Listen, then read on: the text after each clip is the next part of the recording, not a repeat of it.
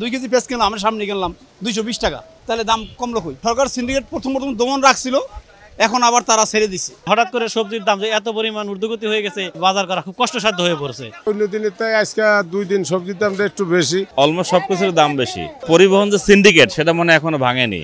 অনেক বেলা 50টা বাড়ছে, 20টা বাড়ছে কেজিতে। কাস্টমার বেশি হলে তো দাম কমানোর সুযোগ নেই। গত সপ্তাহে কিন্তু শসা 80-90 টাকা ছিল, আজকে সেই শসা 100 টাকা পাইকারি আমাদের কিনাই পড়ছে। আমার আছে টরেভিনো, আপনার আছে তো?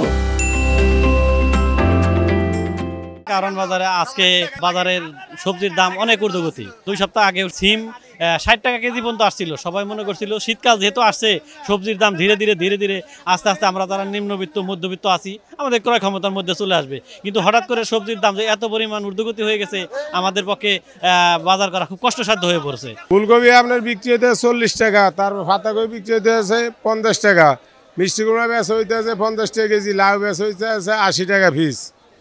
আর আপনার মনে করেন অন্য দিনের থেকে আজকে 2 দিন সবজির দামটা একটু বেশি। দাম প্রত্যেক কেজিতে আপনি 10 টাকা 15 টাকা বেশি। অনেক গাড়ি আসে না, ভয়ে রাস্তায় গাড়ি ঢুকে না। অনেক গিরুসে মনে করেন ঢাকা এলে মাল বিক্রি হবে না, গিরুসে মাল কাটে না, অনেক ব্যাপারীপত্র মাল আনে না, গাড়ি কম আসছে, এই কারণে অনেক পণ্যের দামে আইজে বেশি। সিজনে যে পরিমাণ দাম কমার কথা, যেমন ধরেন শালগম 100 টাকা কেজি, টমেটো 150 টাকা, অলমোস্ট সবকিছুর দাম বেশি। এর কারণ কি আমি জানি না, তবে মনে হচ্ছে যে পরিবহন যে সিন্ডিকেট সেটা মনে এখনো ভাঙেনি। আগে সরকারের সময় যেটা ছিল যে একটা সবজির কেজি 20-30 টাকা খামারি পায়, কিন্তু ঢাকায় এসে 120-30 টাকা 150 টাকা হয়ে যায়। তো ওই সিন্ডিকেটটা মানে এখনো দূর হয়নি। এছাড়া পাইকারি বাজারে এত দাম কেন হবে? যেমন ধরেন শালগম কিনলাম 100 টাকা কেজি, টমেটো 150 টাকা কেজি। এই অন্য বছরে তো ধরেন এই সময় এই তরকারি এত দাম ছিল না, আমার যেটা মনে হচ্ছে একটু কমে যায় আর কি। আজকে মূলা চলতে যাবে 60 টাকা কেজি, করলা চলতেছে 100 টাকা, কচুরমুখী 60, 120 টাকা সিম, বেগুন আছে 80 টাকা, 100 টাকা। অনেক বেলা 50টা বাড়ছে, 20টা বাড়ছে কেজিতে। গতকাল মাল আসে নাই, কারণ বাজারে লেগে দাম বেশি।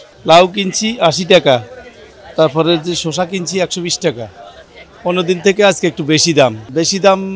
শুক্রবারে মানুষ থাকে বেশি, সবাই ফ্রি থাকে, বাজার করতে আসে, এই কারণে আজকে মনে হইতেছে একটু বেশি দাম। কাস্টমার বেশি হলে তো দাম কমানোর সুযোগ নেই। আপনি একটা জিনিস বিক্রি করতে গেলে যখন কাস্টমার বেশি হয় তখন তো আপনি বাড়াই দিবেন। এটাই দেশে চলে। এদেশে তো আর বাজার সম্পর্কে কিছু আসলে তেমন কিছু বলার নাই। এটাই বাংলাদেশে, এগুলা বলি তো কোনো লাভ নেই। আমার আছে টরেভিনো, আপনার আছে তো? কাঁচা হলুদ আছে 70 টাকা 80 টাকা কেজি বিক্রি করতেছি, বিটরুট বিক্রি করতেছি 100 টাকা থেকে 120 টাকা, খিরাই আছে 60 টাকা 80 টাকা বিক্রি করতেছি, কাঁচামরিচ আছে 120 টাকা 140 টাকা বিক্রি করতেছি, ক্যাপসিকাম আছে 160 টাকা 260 টাকা থেকে 280 টাকা বিক্রি করতেছি। কিন্তু আজকের বাজারে শসাটার দামটা অত্যন্ত বেশি। টমেটো আগের তুলনায়, গত সপ্তাহের তুলনায় এই সপ্তাহে 20 টাকা বাড়তি আছে। যেরকম 120 টাকা 25 টাকা পাইকারি কিনতে হইতেছে, আমাদের বিক্রি করতেছে 30 টাকা 40 টাকা। গাজর আগের তুলনায় ঠিকই আছে, কমে বাড়ে না। গত সপ্তাহে আপনার 140 টাকা 30 টাকা ছিল, আজকেও 130 টাকা 40 টাকা খুচরা বিক্রি হইতেছে। ধন্যপাতাও ঠিক আছে, ধন্যপাতা 100 টাকা 80 টাকা পাইকারি বাজারও আমরা কিনতে গেলে অন্য দিনের তুলনায় শুক্রবার হইলে 20 টাকা বেশি দিয়ে কিনতে হয়।